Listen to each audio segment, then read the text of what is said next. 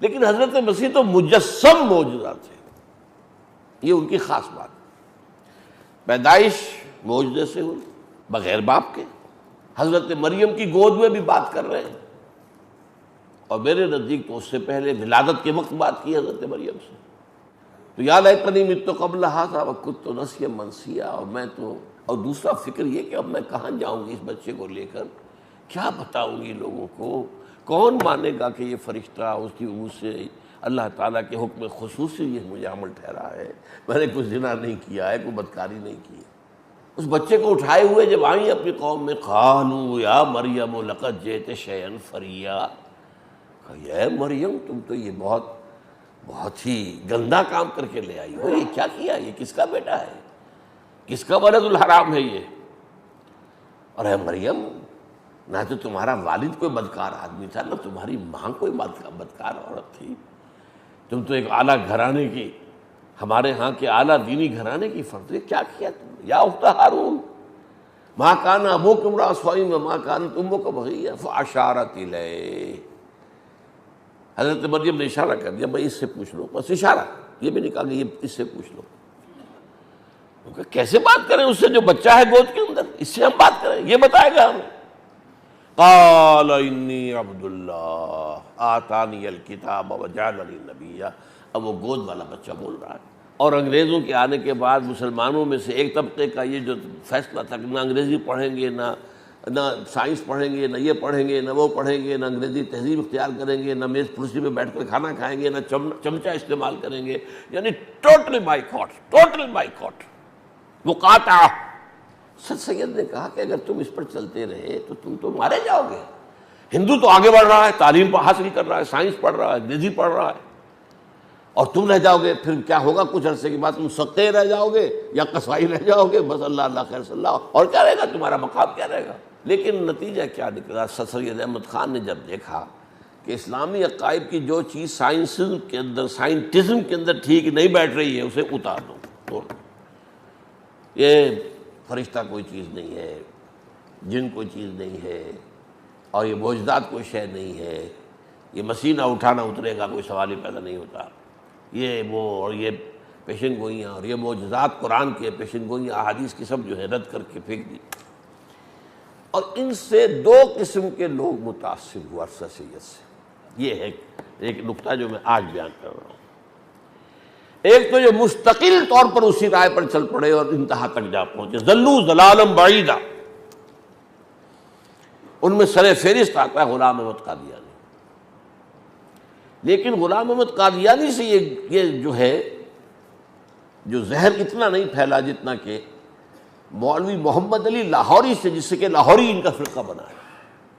ان میں سب سے زیادہ جس شخص نے زہر گھولا ہے، کون سیاہی گھول رہا ہے وقت کے بہتے دریا میں، وہ غلام احمد پرویز، اچھا لکھنے والا، اچھا بولنے والا، لیکن اس نے جس طریقے سے حدیث سے رشتہ کاٹا ہے امت مسلمہ کا، روشن خیال اینکرز ہیں، روشن خیال جو ہیں، وہ جو بھی دانشور ہیں، خاص طور پر مشرف نے جس طرح اس روشن خیالی کو پروان چڑھایا ہے، دودھ پلا کر پیسے دیے بے تحاشا، ان لوگوں کو بے تحاشا مدد کی ہے، کیونکہ امریکہ کا حکم تھا کہ تم اپنی تہذیب کی جڑیں کھود کر ہماری تہذیب کو نافذ کر دو یہاں پر۔ لیکن جو شخص نزول مسیح کو نہیں مانتا، میں کہوں گا وہ منکر حدیث ہے پکا، اس لیے کہ یہ حدیث بخاری کی ہے، یہ حدیث مسلم شریف کی ہے، ان کو رد کر کے پھر آپ کہاں کھڑے رہ گئے؟ دین کہاں رہا؟ دین تو ختم ہو جائے گا اگر ان کتابوں کا معاملہ ہو۔ دین تو بنتا ہی سنت رسول سے ہے، اور تو کوئی نظام بنتا ہی نہیں، صرف قرآن کی بنیاد پر تو کوئی نظام بنتا ہی نہیں۔ میں نے بارہا آپ سے کہا، اور نظام کیا بنے گا؟ نظام نماز نہیں بنتا، کون بتائے گا 5 نمازیں اور 5 اس کے اوقات کہ کب سے کب تک، کب سے کب تک، کب سے کب، کون بتائے گا؟ شروع یہاں سے ہو جائے گی، یہاں پر ختم، مغرب یہاں سے شروع ہوگی، یہاں ختم، عشاء یہاں سے شروع ہوگی، یہاں ختم۔ یہ سارا نظام، یہ سارا رکعتوں کا نظام، ایک رکعت میں یہ کہ کھڑے ہونا ہے، پھر رکوع ہے، پھر کھڑے ہونا ہے، پھر سجدہ ہے، پھر بیٹھنا ہے، پھر سجدہ ہے۔ بھائی کیا دلیل ہے کہ ایک رکعت میں رکوع ہے کہ سجدے 2 ہیں؟ کیوں ہے؟ کیوں نہیں سجدہ بھی ایک ہوتا؟ کون دے گا؟ 2 انسان بھی متفق نہیں ہو سکتے نماز جیسی چیز پر، جو کہ الصلاۃ و عماد الدین ہے، دین کا ستون۔ اس اعتبار سے میں آپ آج یہاں ڈنکے کی چوٹ کہہ رہا ہوں کہ علامہ اقبال بھی اس فہرست میں آ جاتے ہیں اگر وہ آخر وقت تک قائم رہے ہوں اس پر۔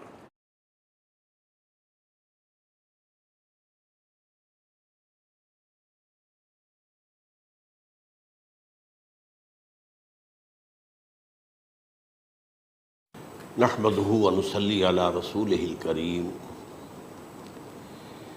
اما بعد فقد قال اللہ تبارک و تعالی کما ورد فی سورۃ الجاثیہ، اعوذ باللہ من الشیطان الرجیم، بسم اللہ الرحمن الرحیم، وَإِنَّهُ لَعِلْمٌ لِلسَّاعَةِ فَلَا تَمْتَرُنَّ بِهَا وَاتَّبِعُونِي هَذَا صِرَاطٌ مُسْتَقِيمٌ۔ صدق اللہ العظیم۔ رب اشرح لی صدری ویسر لی امری واحلل عقدۃ من لسانی یفقہوا قولی۔ اللہم ربنا الہمنا رشدنا واعذنا من شرور انفسنا، اللہم ارنا الحق حقا وارزقنا اتباعہ وارنا الباطل باطلا وارزقنا اجتنابہ، آمین یا رب العالمین۔ قادیانیت سے متعلق ایک بحث کا آغاز ہو گیا تھا، کیونکہ ہمارے علم میں یہ آیا تھا کہ قادیانیوں نے خاص طور پر ماڈل ٹاؤن کو اپنا ایک مرکز اور اپنا اڈا بنانے کا فیصلہ کیا، اور اس کا ہمیں تجربہ بھی حاصل ہو گیا۔ کچھ نوجوان اہل سنت کے نوجوان میرے پاس آئے تھے اور انہوں نے میری توجہ اس طرح منعطف کرائی کہ یہاں پر یہ اپنی جمعے کی نماز کے لیے اوپن گراؤنڈ استعمال کر رہے ہیں اور اس میں لگا لیتے ہیں پارٹیشن وغیرہ، اور بڑی یوں سمجھیے کہ بڑی مہم کے ساتھ دونوں طرف کی سڑکیں بند کر کے، اور جو بھی لوگ مسافر ہیں انہیں بھی دعوت دیتے ہیں کہ آئیں یہاں جمعہ پڑھیں، اور بعض لوگ مغالطے میں وہاں جمعہ پڑھ لیتے ہیں۔ تو اس کے حوالے سے انہوں نے کوشش کی کہ کچھ نہ کچھ اس سلسلے میں، کیونکہ انہوں نے مجھے لا کر قانون دکھایا۔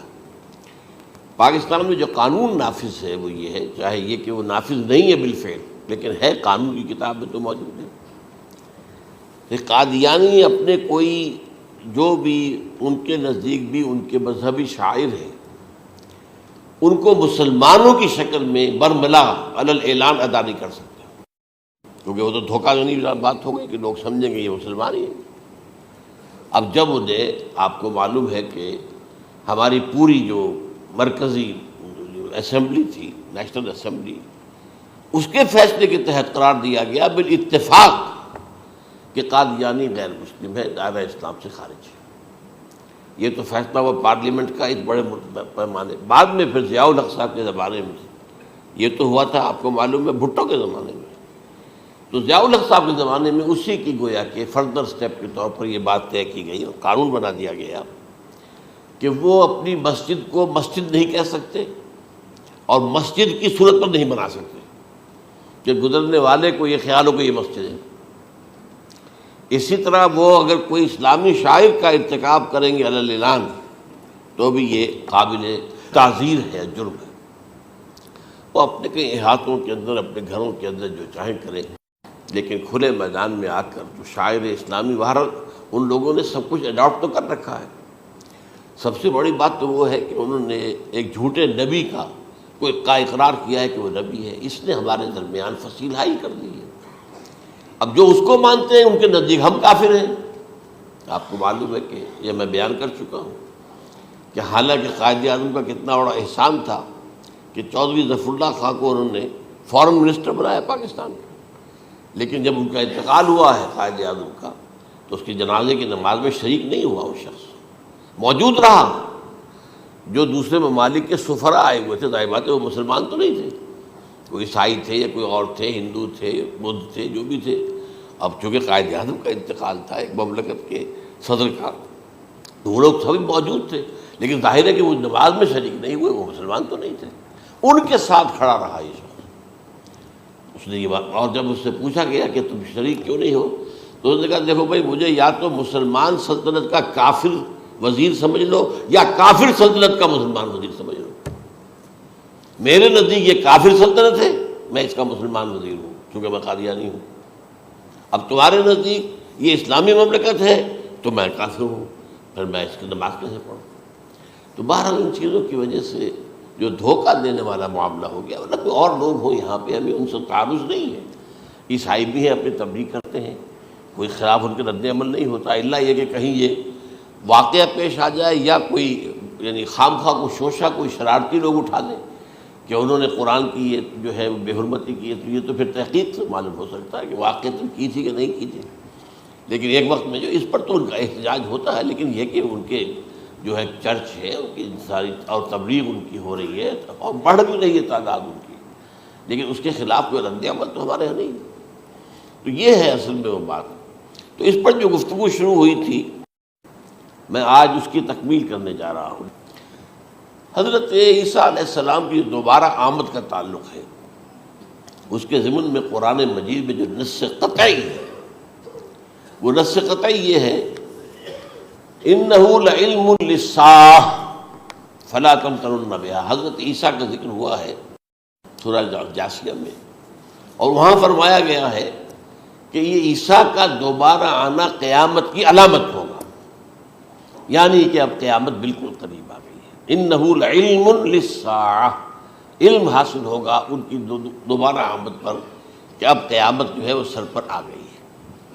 اچھا، اس کے ایک اور جو ہے ذرا بالواسطہ دلائل جو قرآن مجید میں آئے ہیں، ایک ان میں سے یہ ہے کہ سورہ آل عمران میں جہاں حضرت مریم کو بشارت دے رہا تھا فرشتہ کہ آپ کے ہاں ایک بیٹا ہوگا، وہ بڑی حیران تھی کہ میرے ہاں کیسے بیٹا ہو جائے گا، ماں کو تو بغیہ، میں تو کوئی بدکار عورت تو نہیں ہوں، نہ میری کوئی شادی ہوئی ہے ابھی۔ تو اس میں جو باتیں بیان کی تھی فرشتے نے، وہ جو بیٹا ہوگا اس کی کیا شان ہوگی، اس میں یہ الفاظ بھی آتے ہیں وَيُكَلِّمُ النَّاسَ فِي الْمَهْدِ وَكَهْلًا، وہ باتیں کرے گا، لوگوں سے گفتگو کرے گا جبکہ وہ پنگھوڑے میں ہوگا، بچہ ہوگا، گود میں ہوگا، اور کہل کے وقت، کہل کہتے ہیں جب آدمی عمر میں جو ہے 40-45 کا کسی بھی اوپر ہو جائے، آپ پہلے طفل کہتے ہیں پھر جوان کہتے ہیں، وہ عربی زبان میں شاب کا لفظ آتا ہے، بہت جوان، بڑی اچھی صحت میں ہے، اس کے بعد پھر ظاہر بات ہے ڈھلوان شروع ہوتی ہے، یہ کہل ہے۔ جب بڑھاپے کے آثار شروع ہوتے ہیں، بال سفید ہونے شروع ہوتے ہیں، تو یہ کہل، قبول۔ اب سوال یہ ہے اس گھوڑے میں بات کر دیں، یہ تو معجزہ ہے، لہذا اس کا ذکر یہاں پر مناسب ہے۔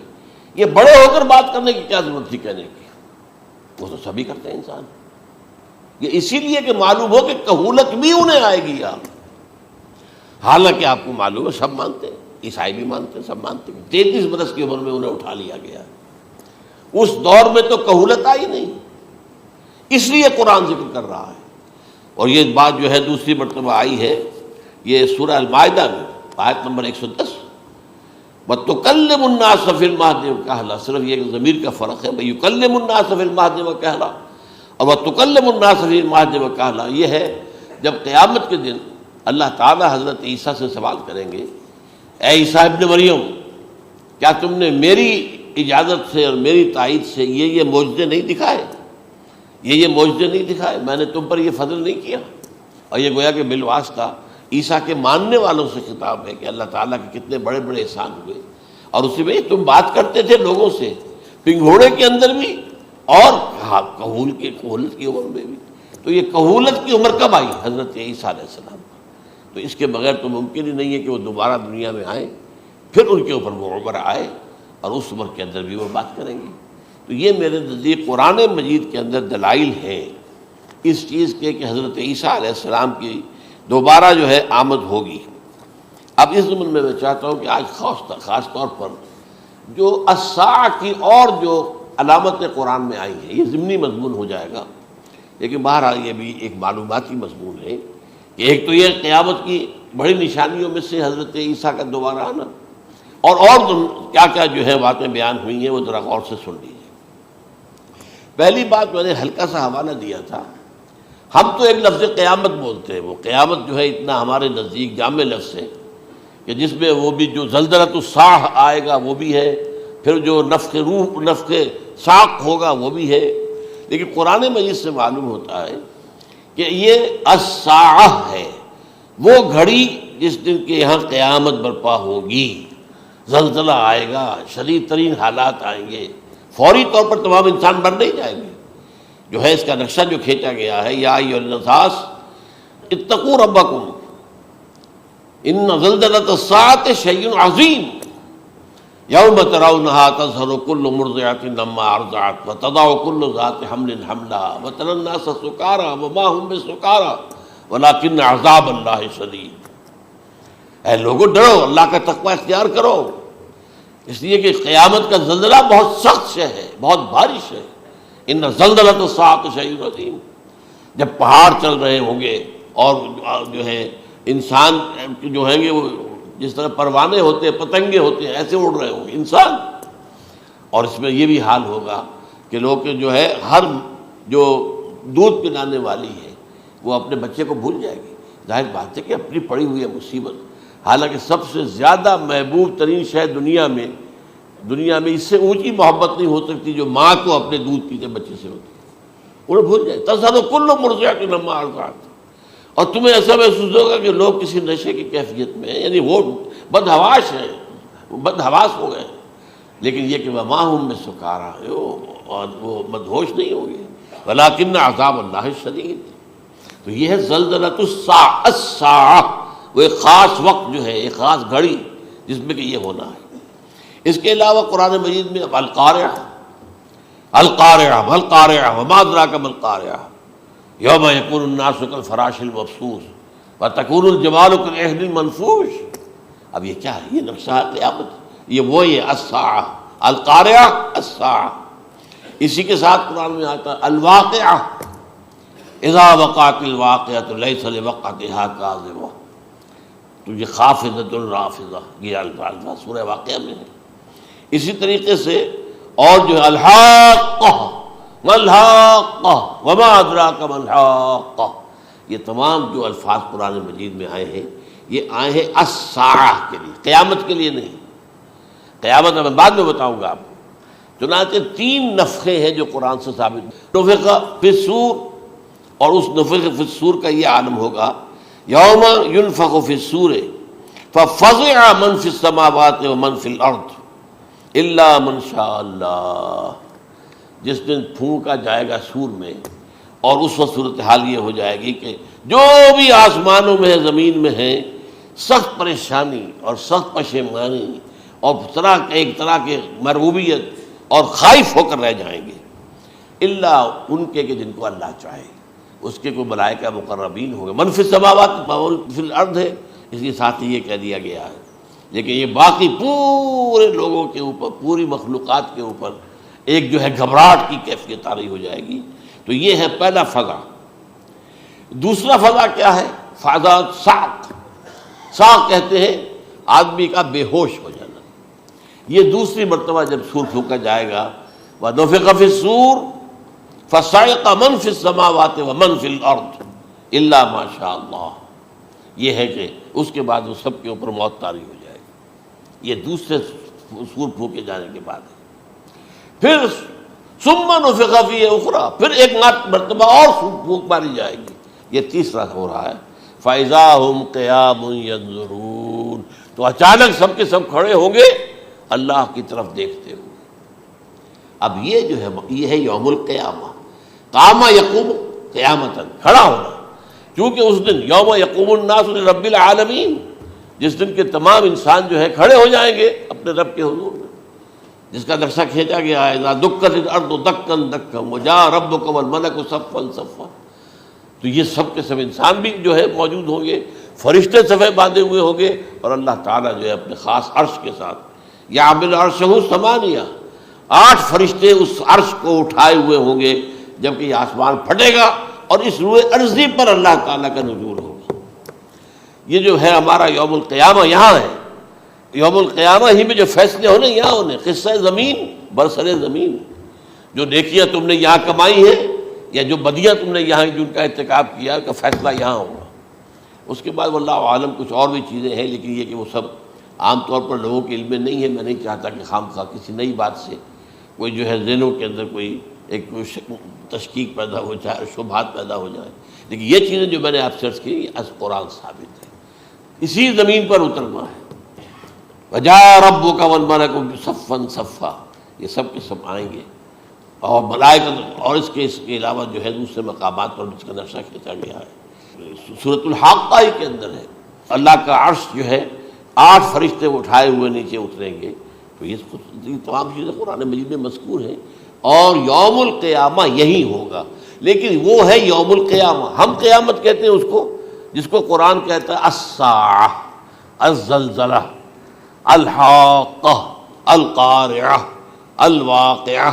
یہ ہے در حقیقت جو پہلا معاملہ ہے کہ اس کے اندر جو ہے فضا ہو جائے۔ اب دیکھیے جو علامات قیامت احادیث میں آئی ہیں وہ میں آج آپ کو سنا رہا ہوں۔ ان کو 2 حصوں میں تقسیم کیا جاتا ہے، علامات صغریٰ، علامات کبریٰ۔ چھوٹی نشانیاں جو درجہ بدرجہ درجہ بدرجہ درجہ بدرجہ حاضر سامنے آئیں گے۔ ایک ہے بالکل قیامت سے متصل قبل بڑے جو خرق عادت واقعات ہوں گے وہ آئیں گے۔ اچھا، پہلی چیز کے سلسلے میں حضرت انس رضی اللہ تعالیٰ عنہ سے یہ مروی ہے اور یہ حدیث متفق علیہ ہے۔ پہلی علامت حضور نے بیان کی قیامت کی علامات میں سے، اب میں لفظ قیامت اسی معنی میں بول رہا ہوں جس میں کہ ہم عام طور پر بولتے ہیں۔ آپ نے فرمایا علم اٹھا لیا جائے گا، جہالت کا دور دورہ ہوگا۔ اب یہ کون سا علم اٹھایا جائے گا؟ سائنس کا علم نہیں، دین کا علم۔ آج تو ساری قدر و قیمت جو ہے جس کے لیے دوڑتے ہیں لوگ لاکھوں روپے کی فیسیں دے کر، MBA ہو رہے ہیں، یہ جو ہے اکاؤنٹنسی کا پاس کر رہے ہیں، یہ CA کر لیا ہے، یہ کوئی اور جو ہے فزکس میں کہیں کیمسٹری میں ڈاکٹریٹ کر لی ہے، ڈاکٹر بن گئے تو کیا ہی کہہ رہے ہیں۔ اس لیے کہ بڑی چیز جو پاکستان سے ایکسپورٹ ہوتی ہے وہ ڈاکٹر ہیں۔ اس جو اتنے بڑے پیمانے پر جو کالج کھلے ہوئے، 3 لاکھ روپے ایک سال کی فیس، 5 لاکھ روپے ایک سال کی فیس، یہ کیوں لیتے ہیں اور کیوں لوگ دیتے ہیں؟ کہ موقع مل جاتا ہے MBBS کر کے۔ امریکہ کے اندر بھی ڈیمانڈ ہے، ان کے ہاں ڈاکٹر جو ہیں جتنے ہونے چاہیے نہیں ہے، لہذا اور بھی بہت سی جگہوں پر ڈیمانڈ ہے۔ تو جس چیز کی مارکیٹ میں ڈیمانڈ ہے وہ علم ہے۔ آج علم کمپیوٹر کا علم ہے یہ، حالانکہ ان میں سے کسی کے اوپر لفظ علم کا اطلاق میرے نزدیک غلط ہے، جہالت ہے۔ علم وہ ہے جو ذہن کو جلا دے، جو سوچ کو جلا دے، روشنی پیدا کرے، دماغی روشنی، وسعت دے، انسان کے فکر کو وسعت دے، اس کے ذہنی جو ہے جو افق ہے اس کو وسیع کرے۔ علم تو وہ ہے جو حقیقت کے کیا علم بھی اسے عطا فرمائے۔ قرآن ہے، حدیث ہے، باقی اور چیزیں جو اس سلسلے میں آ سکتی ہیں وہ ہے کہ جو قرآن اور حدیث کی سمجھنے میں مومن ہوں اور زیادہ جو ہے اس کے تک فہم کو آسان کر دیں۔ لیکن یہ کہ فرمایا علم اٹھا لیا جائے گا، جہالت کو فروغ ہوگا۔ ظاہر بات ہے ایک ہی بات ہوئی ہے۔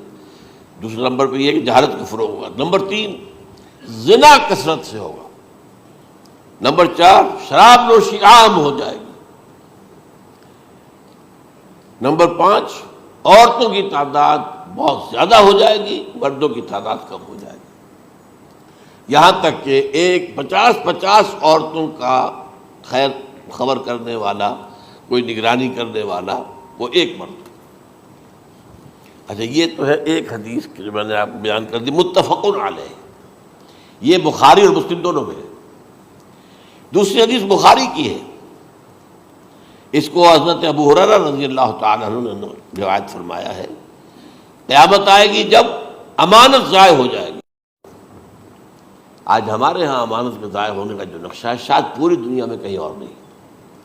جس طرح کے غبن یہاں ہوتے ہیں، جس طرح کک بیکس جو ہے وہ لیے جاتے ہیں، اس غریب یعنی قوم غریب ہے لیکن یہاں وہ امیر بہت بڑے بڑے لوگ ہیں، وہ تو دنیا بھر کے ٹاپ کے امیروں کے اندر ان کا شمار ہو جائے گا۔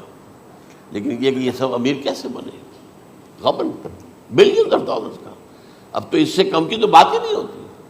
فلاں نے اتنے بلین جو ہے پیسے اپنا جو ہے قرضہ معاف کرا لیا۔ بھائی کس نے کیا، کون کرتا ہے معاف؟ یہ کسی کے باپ کی جاگیر ہے؟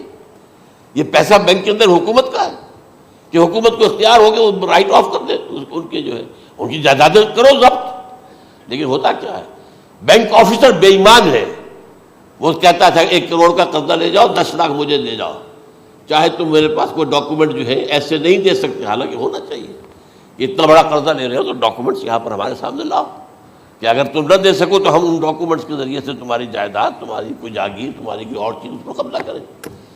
جب وہ وقت آتا ہے دیکھتے ہو تو یہ ڈاکومنٹس ہی فیک ہیں۔ اللہ اللہ خرچ کیا کرے گا کوئی؟ بینک کا باپ بھی واپس نہیں لے سکتا۔ اور یہ سب کس کی بے ایمانی ہے؟ وہ جو بیٹھا ہوا بینک مینیجر، سارا سودا اس کے مابین ہوتا ہے کہ 1 کروڑ ہے نا، 10 لاکھ مجھے تو 90 تم لے جاؤ، باقی یہ کہ ٹھیک ہے میں تمہارے جو ڈاکومنٹس تم پیش کر رہے اس میں کوئی اعتراض نہیں کرتا، بس جاؤ۔ اور نمبر 2، حکومت نااہلوں کے سپرد ہو جائے گی۔ یہ ہے امام بخاری کی روایت کردہ روایت جو حضرت ابو ہریرہ سے۔ مسلم شریف میں ابو ہریرہ رضی اللہ تعالیٰ عنہ سے ایک اور روایت ہے، مال عام ہو جائے گا یہاں تک کہ زکوٰۃ قبول کرنے والا کوئی نہ ہوگا۔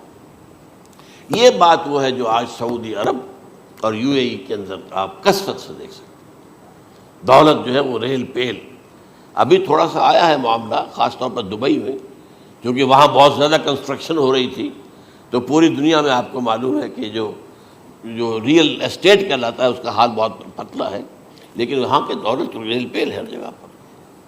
اور سب سے اہم متفق علیہ روایت، متفق علیہ کیا؟ وہ تو حضرت عمر سے بھی مروی ہے، ابن عمر سے بھی مروی ہے، ابن عباس سے بھی مروی ہے، ابو ہریرہ سے بھی مروی ہے، عبداللہ ابن مسعود سے بھی مروی ہے رضی اللہ تعالیٰ عنہ اجمعین۔ اور یہ وہ حدیث ہے جسے کہا جاتا حدیث جبرائیل، جسے ام السنہ بھی کہا گیا۔ اس میں جو آخری سوال کیا حضرت جبرائیل نے حضور سے، چوتھا، پہلا یہ تھا کہ اسلام کیا ہے مجھے بتائیے، ایمان کیا ہے، اس کی حقیقت کیا ہے یہ مجھے بتائیے، تیسرا احسان کیا ہے یہ بتائیے، چوتھا یہ کہ قیامت کے بارے میں بتائیے کب ہوگی۔ حضور نے فرمایا کہ اس کے بارے میں جس سے سوال کیا جا رہا ہے وہ اس سے زیادہ نہیں جانتا جو کہ سوال کر رہا ہے۔ اب اس کے کئی مفہوم ہو سکتے ہیں کہ بہرحال یا تو حضرت، چونکہ بعد میں معلوم ہوا کہ حضور نے پہچانا نہیں کہ یہ جبرائیل ہے، بلکہ جب سوال جواب ہو کر وہ چلا گیا شخص تو اچانک حضور کے ساتھ ذرا ردو ہو ہی لیا، ذرا بلانا اس کو دوبارہ لانا۔ اب جو دیکھا کہ وجود ہی نہیں اس کا، آسمان نے اس کو اچک لیا، زمین نے نگل لیا، کیا ہوا ہے؟ پھر آپ نے یہ جبرائیل تھے جو تمہیں تمہارا دین سکھانے آئے تھے جبکہ تم سوال نہیں کر رہے ہو۔ یہ بڑے بیسک کوسچن تھے، اس لیے کہ دنیا کے ہمارا نظام اسلام پر ہے، ایمان پر نہیں ہے، اس لیے کہ ایمان کو ویریفائی کر ہی نہیں سکتے۔ کیسے پتہ ہوگا اس میں ایمان ہے یا نہیں ہے؟ کوئی آلہ نہیں ہے، کوئی الیکٹروکارڈیوگرام ابھی تک ایسا نہیں ہے، کوئی جو ہے اور جو طریقے چل رہے ہیں وہ تو ان کے ذریعے سے یہ تو نہیں معلوم ہو سکتا ایمان ہے کہ نہیں۔ لہذا یہاں کا سارا نظام اسلام پر ہے، شہادت اللہ الہ الا اللہ وان محمد رسول اللہ، پھر ایک نظام بنا دیا وہ اقام الصلاۃ و ایتاء الزکوٰۃ و صوم رمضان و حج البیت۔ اس میں بھی یہ ہے کہ اگر کوئی نماز کو نہیں مانتا تو کافر ہوگا، لیکن نماز پڑھتا نہیں ہے تو کافر نہیں ہے، فاسق ہے، فاجر ہے، گناہ گار ہے، کمزور مسلمان ہے۔ اس طرح زکوٰۃ کا منکر ہو جائے گا تو وہ کافر ہوگا، لیکن زکوٰۃ دے نہیں رہا ہے تو یہ گویا کہ گناہ گاری ہے، کمزوری ہے۔ تو اس حوالے سے نوٹ کر دیجئے کہ یہاں کا دنیا کا سارا اسلامی نظام اور سارا کانسٹیٹیوشنل اور لیگل سسٹم جو ہے اسلام کا وہ اقرار باللسان پر ہے، ایمان ہے وہ کہ جس کی بنیاد پر وہاں فیصلے ہوں گے۔ یہاں کوئی شخص مسلمانوں کا بڑا لیڈر ہے، بڑا علامہ ہے، بڑی اس کی قدر و منزلت ہے، اس کے ہاتھ چومے جا رہے ہیں، پاؤں چومے جا رہے ہیں، ہو سکتا ہے وہاں کہا جائے دفع ہو جاؤ، تمہارے دل میں ایمان نہیں تھا، تم نے یہ سب کچھ کیا تھا اس لیے کہ کہا جائے کہ بڑے عالم ہو، اور یہ کہا جا چکا فقط قیلا، اب یہاں کچھ نہیں ہے تمہارے پاس۔ پھر فرشتوں کو حکم ہوگا کہ اس کو گھسیٹتے ہوئے جہنم میں ڈال دیں۔ 3 باتیں بیان کی آپ نے، یہی حشر اس کا ہوگا مالدار کا، اللہ پوچھے گا میں نے تمہیں بہت مال دیا، تم نے کیا کیا؟ وہ کچھ گنوانا شروع کرے گا، اللہ فرمائے گا جھوٹ بول رہا، قذبتا، تم نے یہ خیرات و صدقات اس لیے کیے تھے کہ تمہاری سخاوت کے ڈنکے بج جائے، تعریفیں کی جائے، وہ کی جا چکی ہے، دنیا میں ڈنکا بج گیا، یہاں کچھ نہیں تھا، وہ نیت دل میں کچھ اور تھی تمہارے۔ میں لیس البر ان تولوا وجوہکم والا قرآن مجید کا سبق ہمارا منتخب نصاب کا نمبر 2 بڑی تفصیل سے بیان کیا۔ یہی معاملہ ہوگا اس عالم کا، اللہ فرمائے گا میں نے تمہیں علم دیا، تم نے، وہ کہے گا میں نے علم پھیلایا لوگوں میں ہدایت کی، جھوٹ بول رہے ہیں، تم نے تو صرف اس لیے کیا تھا، تمہاری نیت یہ تھی کہ بڑا عالم شخص ہے، بڑا فاضل شخص ہے، تو یہ سب کہا جا چکا۔ تو وہاں کا معاملہ جو ہے وہ اسلام پر نہیں ہے، کہ آپ دکھائیں گے دیکھیے یہ میرا آئیڈینٹی کارڈ، اس پہ اسلام میرا مذہب لکھا ہوا ہے، یا یہ میرا پاسپورٹ ہے۔ آئیڈینٹیفیکیشن کے لیے دنیا میں عام طور پر یہ چیزیں ہوتی ہیں، کوئی تعلق نہیں۔ آخرت کا معاملہ کسی اور شے پر ہے، وہ تو ایمان دل میں ہے، اور تمہارے تمام جو حرکات ہیں، اعمال ہیں، ان سب کے اندر جب تک کہ اصل جو قوت متحرکہ ہے وہ اللہ کی محبت نہ بن جائے، اخلاص للہ، محب اللہ للہ، اور یہ کہ یہ تمام چیزیں جیسا کہ فرمایا، ایک حدیث بڑی پیاری ہے، ایمان کی تکمیل کی علامت کیا ہے؟ فرمایا من احب للہ وابغض للہ ومنع للہ واعطى للہ فقد استکمل الایمان۔ جس شخص کے نے محبت جس سے بھی کی، اللہ کے لیے کی، اپنے مفادات کے لیے نہیں، رشتہ داری کی بنیاد پر نہیں۔ محبت اوپر ہو جائے، رشتہ دار کا حق ہے دو، بیوی کے حقوق ہیں دو، لیکن محبت یہ اللہ کے لیے ہو کہ فلاں شخص سے مجھے محبت اللہ کے لیے، اور اگر نفرت رکھی تو اللہ کی وجہ سے رکھی، اس لیے رکھی کہ وہ اللہ کے دین سے دور ہے، وہ اللہ کے راستے پر نہیں آ رہا ہے، وہ فسق و فجور کی جو ہے زندگی کو آ رہا۔ اس میں بھی یہ ہے کہ یہ نہیں ہے تعلق قطع کر لو، تعلق قطع کرو گے تو تبلیغ اور اصلاح کا موقع کہاں رہے گا، لیکن دلی محبت نہیں ہوگی اس میں۔ تو اگر محبت ہے تو اللہ کے لیے، اور نفرت ہے تو اللہ کے لیے، اور کسی کو کچھ دیا ہے تو اس لیے کہ اللہ کا حکم ہے کہ دوں، اور کسی سے کچھ روکا ہے تو اس لیے کہ اللہ کا حکم ہے کہ روکوں، اس کو نہیں دینا ہے۔ فقد استکمل الایمان، تو اس شخص نے ایمان کی تکمیل کر لی۔ یہ ہے اصل جو ڈیسائیڈنگ فیکٹر ہے، وہ یہ ہے۔ اور اس ایمان کی پہلی علامت کیا ہے؟ کیسے معلوم ہو میرے اندر ایمان ہے؟ پہلی علامت سب سے کم تر درجے کا ایمان، اس میں فرمایا گیا اذا اساءت کا سیئۃ وحسنت کا حسنۃ فانت مومن۔ اگر کوئی اچھا کام کر کے خوشی ہو اور کوئی برا کام ہو جائے تو ملامت ہو، یہ کیا کر بیٹھا، یہ میں نے کیا کیا ہے، یہ مجھے نہیں کرنا چاہیے تھا۔ یہ اگر احساس ہے نیکی اور بدی کا تو تمہارے اندر ایمان ہے۔ یہ ایمان ہے ادنا درجے کا، اور وہ ایمان من احب للہ ہے وابغض للہ ہے واعطى للہ ہے ومنع للہ ہے فقد استکمل الایمان۔ اچھا، یہ جو متفق علیہ حدیث ہے جو حضرت جبرائیل کی ہے، اس میں پھر انہوں نے کہا کہ اچھا اگر آپ مجھے یہ کب ہوگی قیامت نہیں بتا سکتے تو اس کی کچھ علامتیں بتائیے۔ یہ بڑی عظیم کیونکہ یہ تو تمام احادیث کے اندر میں نے عرض کیا نا کہ سب سے زیادہ صحابہ سے منقول ہے، اور آپ نے فرمایا کہ جب لونڈی اپنی مالکہ کو جنے گی اور تم دیکھو گے کہ ننگے بدن ننگے پیر بھوکے ننگے بھیڑوں اور بکریوں کو چرانے والے اونچی سے اونچی عمارتیں بنانے میں ایک دوسرے کا مقابلہ کریں گے۔ اذا تلد الامۃ ربتها، کیا بانی ہے؟ یہ خاص الفاظ کیوں کہے گئے؟ اولاد والدین کے سامنے دب کر رہتی تھی، کبھی سینہ تان کر بات نہیں کرتے تھے۔ ٹھیک ہے، کوئی بات آپ مان نہیں سکتے، ابا جان یہ بات تو میں نہیں کر سکتا، یا فرض کیجئے کہ وہ آپ کو کسی نیکی سے روک رہے ہیں، کہ دینی کام سے روک رہے ہیں، ابا جان یہ تو میں نہیں کروں گا، یہ تو دین کا فرض ہے، یہ کہیں آپ، اور ڈٹ کر کہیں اور جمیں اس پر، لیکن یہ کہ کوئی سرکشی کا انداز نہ ہو، ایسا نہ ہو کہ اپنے جناب سینے کو تان کر کے کھڑے ہو جائے، میں نہیں کروں گا، یہ نہیں، یہ غلط ہو جائے۔ اچھا، اولاد میں بیٹی جو ہوتی تھی وہ زیادہ سبارڈینیٹ، سبمسیو، بات ماننے والی، کہیں بھی سر اونچا نہ کرنے والی، اور آخری دور میں کیا ہوگا، بیٹیوں سے مائیں ڈریں گی، انہیں ٹوک نہیں سکتی کسی بات پر، پتہ نہیں کیا بک دے گی، کیا بکواس کر دے۔ یہ تو ہمارے ہاں ہو گیا ہے، باہر کیا ہے، تو آپ یہ بھی نہیں پوچھ سکتے۔ آپ کی 13 برس کی لڑکی آئی ہے رات کو 1 بجے، نہیں پوچھ سکتے کہاں رہی ہو، یہ رات کہاں گزاری، پوچھ ہی نہیں سکتے۔ یہ پوچھنا بھی جرم ہے۔ اپنے چھوٹے بچے کو آپ نے ایک تھپڑ مار دیا، تہذیب ہے، سکھانا ہے، غلط کام کیا ہے، اس کی سرزنش ہو رہی ہے، فوراً وہ اگر ایک فون کر دے گا پولیس آئے گی، بچے کو لے جائے گی، اسے لا کر کہیں اور جو ہے ڈپازٹ کرے گی اور آپ پر مقدمہ چلے گا، آپ کو اس کی سزا بھگتنی ہوگی۔ ظاہر بات ہے کہ پھر وہاں سرکشی کا کیا عالم ہوگا، پھر اولاد کہاں سر جھکائے گی، کس درجے میں جھکائے گی؟ اس کی تربیت عثمانی میں ہوئی نہیں۔ تو ان تلد الامۃ ربتہا، گویا کہ ماں بیٹی کے نزدیک ماں جو ہے وہ ایسی ہو جائے گی جیسے لونڈی،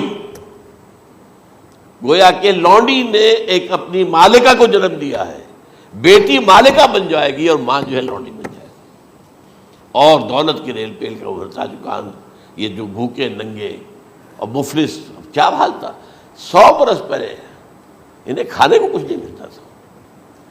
یہ مشرقی ساحل پر تھے، یہ سوائے یہ کہ مچھلیاں پکڑ لی، اللہ خیر اللہ وہ کھا لی، یا کہیں ان کو بیچ دیا، کوئی بنڈی لگ گئی، بنڈی لگ جاتی تھی وہاں، اور کیا تھا؟ اور مغربی ساحل پہ کیا ہوتا تھا؟ ساری ان کی معیشت حج کے گرد گھومتی تھی، حاجی آئے ہیں، خریداریاں کر رہے ہیں، اور آپ کو معلوم ہے پوری دنیا سے مال پہلے بھی پہنچتا تھا وہاں، آپ کو جو ہے ہر ملک کے ہر کونے کا پھل وہاں مل جائے گا آج بھی۔ اور وہاں پر یہ ہے کہ سب سے بڑی بدوؤں کے لیے سب سے بڑی بات کیا تھی؟ قربانی کا گوشت، اسے وہ سکھاتے تھے، سخت چمڑے کر کے کھاتے تھے، یہ ان کا حل تھا۔ آج جا کر دیکھیے نئے شہر بن رہے ہیں، امریکنز کو کانٹریکٹ دیے جا رہے ہیں، بالکل ماڈرن شہر بنا دو، ایک ایبسلیوٹلی ماڈرن شہر جو ہے وہ جو مشرقی ساحل کے اوپر جو پہلے سے آرام کو سٹی ہے، امریکن سٹی ہو، اس کے اندر کوئی سعودی بھی داخل نہیں ہو سکتا سوائے جس کے پاس اس سٹی کی طرف سے لائسنس نہ ہو، اور اس کی چار دیواری کے اندر، چار دیواری کیا فصیل کے اندر کہی ہے، جو چاہو کرو، کوئی تم پر پابندی نہیں، ننگے نہاؤ، تالاب ہے نہا رہے، ننگی عورتیں ننگی مردیں نہا رہے، کوئی پوچھنے والا نہیں۔ اب اسی قسم کا ایک سٹی آباد ہونا جا رہا ہے مغربی ساحل پر، جدہ اور ینبوع کے درمیان، اور اس میں اصل میں جتنی بھی دولت ہے جو پیٹرول کی ہے وہ وہیں پر رکھ لی جاتی ہے امریکہ کے اندر، تاکہ امریکہ جو ہے ایسے ایسے پروجیکٹ بنا کر جب تمہیں دے گا تو اس میں سے پیسے دے گا، وہ نہیں ملتی ان کو واپس۔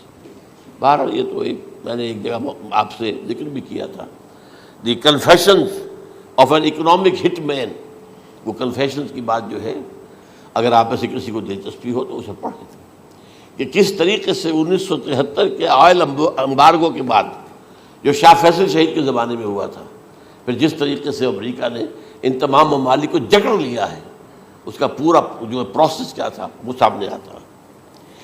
بہرحال اس کے بعد آتا ہے علامات کبریٰ کا ذکر، بڑی علامتیں جو کہ بالکل خرق عادت کے انداز میں ہوگی، جن کا معاملہ جو ہے وہ آپ کے ناپ تول میں نہیں آ سکتا، آپ کی کیمسٹری فزکس اس کا جو ہے وہ نہیں کر سکتی، ادراک ہوگا یہ قیامت کی۔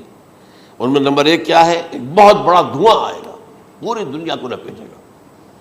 نمبر 2 دجال کا ظہور ہوگا، جو اپنی خدائی کا دعویٰ لے کر آئے گا اور بنوائے گا، اس کے ہاتھ میں ہو جائیں گے، قبضے میں ہو جائیں گے سارے ذرائع پیداوار کے، اس کی طرف پہلا قدم اٹھ چکا ہو، ٹرپس کے نام سے معاہدہ ہو چکا ہے، کوئی ملک اپنا بیج پیدا نہیں کر سکتا، یہ بیج ہم نے ڈیولپ کیے ہیں، ان کے ڈیولپمنٹ سے پہلے تم ایک ایکڑ سے کتنی گندم لیتے تھے، آج کتنی لے رہے ہو؟ کس بنا پر؟ جینیٹکس کا جو کام ہم نے کیا ہے اس کی بنا پر ہو رہا، ہاں تو ہمارا حق ہے، اس کی رائلٹی ہمارے پاس آنی چاہیے، لہذا صرف ان اداروں سے، ملٹی نیشنل سے خریدا جائے گا بیج، اور بیج بھی وہ دیں گے وہ کہ جس سے جو فصل اگے گی وہ بیج نہیں لا سکتے، وہ بیج کا کام نہیں کر سکتے۔ جیسے آپ کو معلوم ہے کہ آپ کے ہاں جو گوشت کھایا جاتا ہے مرغے کا، تو مرغا وہ جو ہے اس میں مرغا ہو یا مرغی ہو، اس کے اندر کوئی وہ کیفیت ہی نہیں ہے، ان کے انڈے جو ہے ان سے آپ بچے حاصل نہیں کر سکتے، ہے تو انڈا، دیکھنے کو تو انڈا ہے، لیکن وہ بنڈا جو ہے اس سے بچہ تو نہیں حاصل کر سکتے۔ ایسے ہی وہ گندم کا بیج دیں گے، نظر آئے گی گندم، لیکن اس کے اندر وہ صلاحیت نہیں ہے کہ اس سے جو فصل اگے گی اس کا نتیجہ جو ہے وہ بھی آپ لے سکیں۔ یہ ہونا ہے، اللہ جانے، قدم اٹھ رہے ہیں ادھر۔ پھر یہ ہے کہ دابۃ الارض، زمین سے ایک حیوان نمودار ہوگا، زمین شق ہوگی۔ ابھی میں کہہ رہا ہوں خرق عادت ہے، یہ چیزیں وہ نہیں ہیں جو ہماری کسی حساب کتاب میں جو باتیں پہلے آئی ہیں وہ تو حساب کتاب میں آ رہی ہیں، ساری سمجھ میں آ رہی ہیں، ساری چیزیں مشاہدہ ان کا ہو رہا ہے، لیکن یہ ہے کہ دابۃ الارض، یہ کہتے ہیں کہ کوہ صفا، اس میں تو نہیں ہے حدیث میں، کوہ صفا پھٹے گا اور اس میں سے ایک حیوان دابہ وہ ظاہر ہوگا، تو اسی لیے فرمایا ہے وَإِذَا وَقَعَ الْقَوْلُ عَلَيْهِمْ أَخْرَجْنَا لَهُمْ دَابَّةً مِّنَ الْأَرْضِ تُكَلِّمُهُمْ، تو ہم اندر سے پیٹ کے چیر کر زمین کے پیٹ کو ایک حیوان کو برآمد کریں گے جو انسانوں سے بات کرے گا، گفتگو کرے گا۔ نمبر 4 طلوع الشمس من المغرب، یہ بھی خرق عادت، سورج تو طلوع ہوتا ہے مشرق سے، غروب ہوتا ہے مغرب میں، لیکن اس وقت معاملہ الٹا ہو جائے، یعنی جو کائنات کے اندر جو گڑبڑ ہوگی کچھ سمجھ میں بات آتی ہے کہ یہ معاملہ جو ہے یہ تو اس پورے سولر سسٹم کو اگر بدل دیتے ہیں تو مشرق مغرب ہو جانا، مغرب مشرق ہو جانا، یہ سمجھ میں آنے والی بات ہے۔ اس کے بعد ہے عیسیٰ ابن مریم کا نزول، جس کے بارے میں آج میں نے گفتگو کی ہے تفصیل سے۔ یہ نزول ہونا ہے، یہ علامات قیامت میں سے حضور نے بیان فرمایا ہے، اور قرآن مجید کی جو اصطلاحات ہیں اس کے حوالے سے میں نص قطعی جو ہے وہ میں آپ کے سامنے رکھ چکا ہوں۔ پھر یاجوج ماجوج کا ایک معاملہ ہے، یہ میں ابھی اس وقت زیادہ اس پر بات نہیں کر سکتا۔ حضرت عیسیٰ علیہ السلام کے نزول کے بعد 2 کام ہوں گے، یہودیوں کا قلع قمع ختم، تمام یہود، ایک کام تو یہ ہونا ہے، اور نمبر 2 عیسائیت کا ختم ہو جانا۔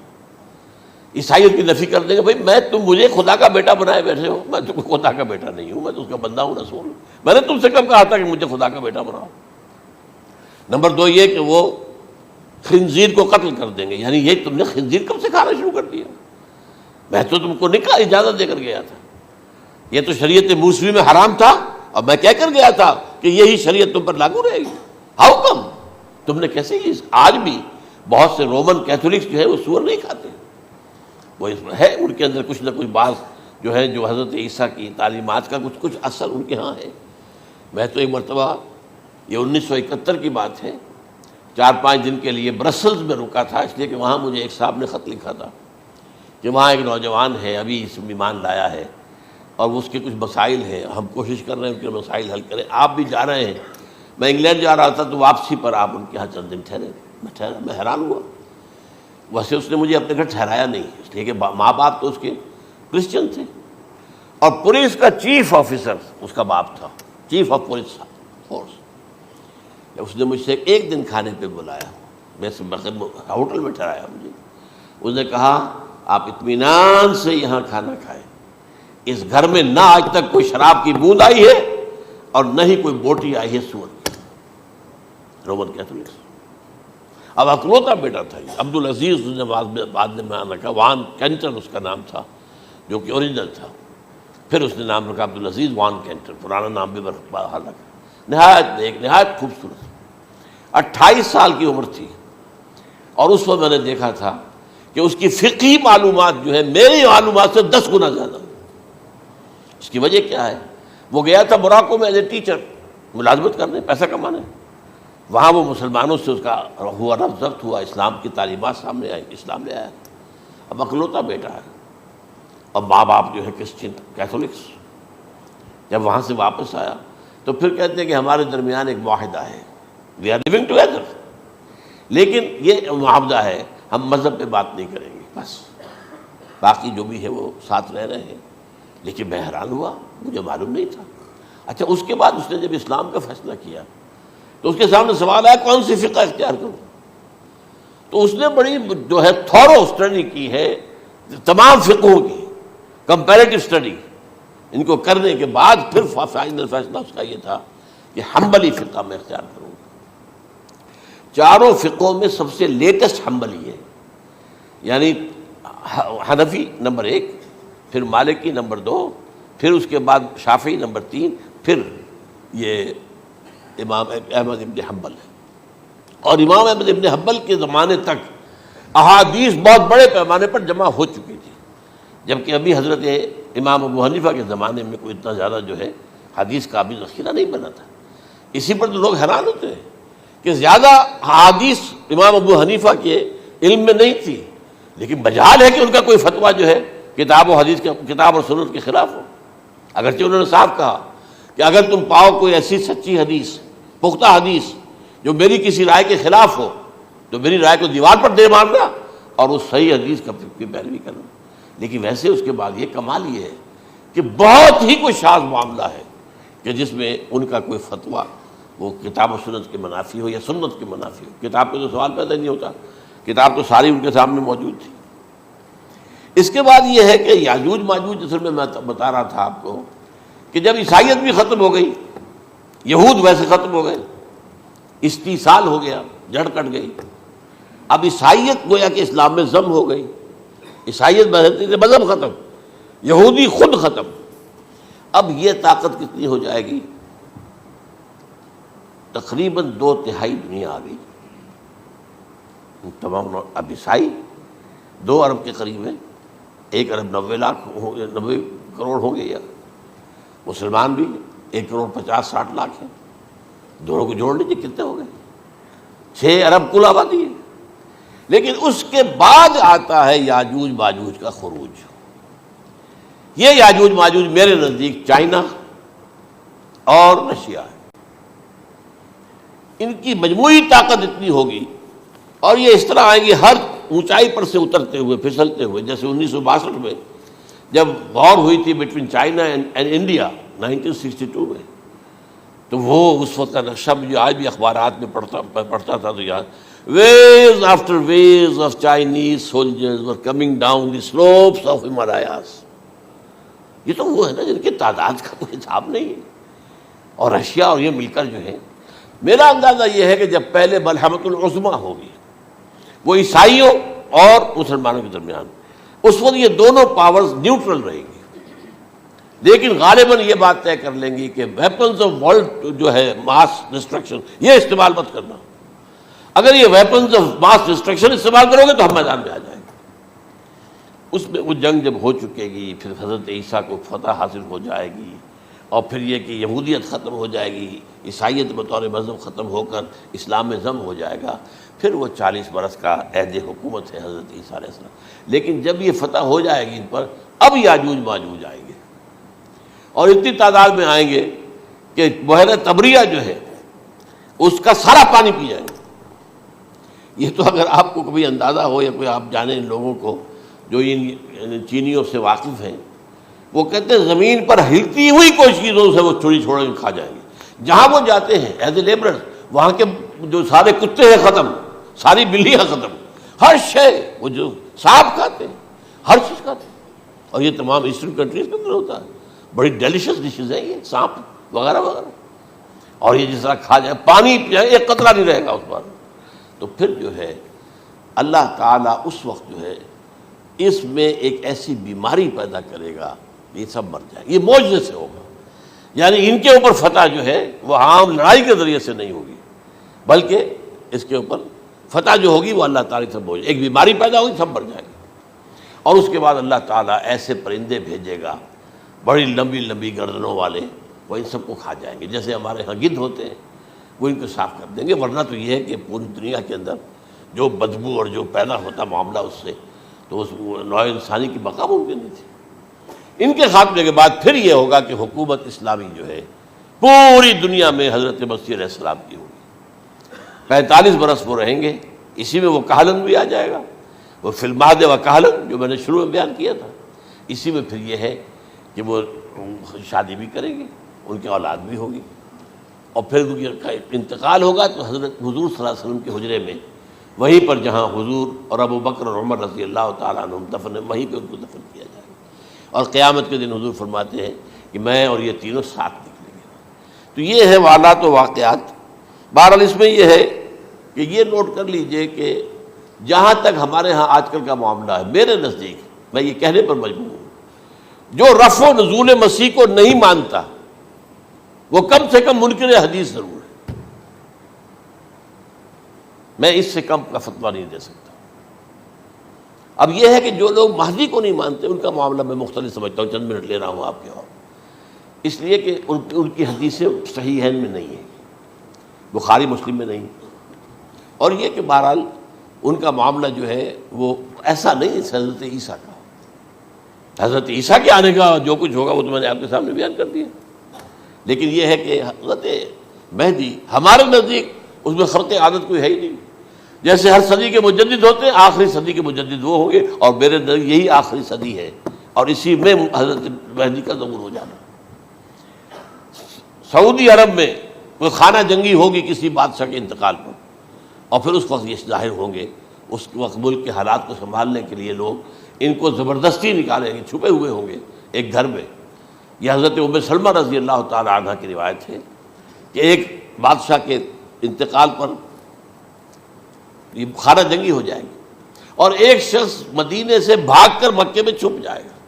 یہ تو ہے ان کے الفاظ، میں توجیہ کر رہا ہوں. یہ لوگ ان کی طرف دیکھ رہے ہوں گے کہ یہ جو وقت آیا ہے فتنے کا ہماری قوم پر، ہمارے ملک پر، تو ان کی شخصیت ایسی ہے کہ یہ بیچ میں آئیں، صلح صفائی کرائیں، اور وہ جو ہے اس ذمہ داری سے بچ کر بھاگیں گے اور جا کر مکے میں چھپ جائیں گے.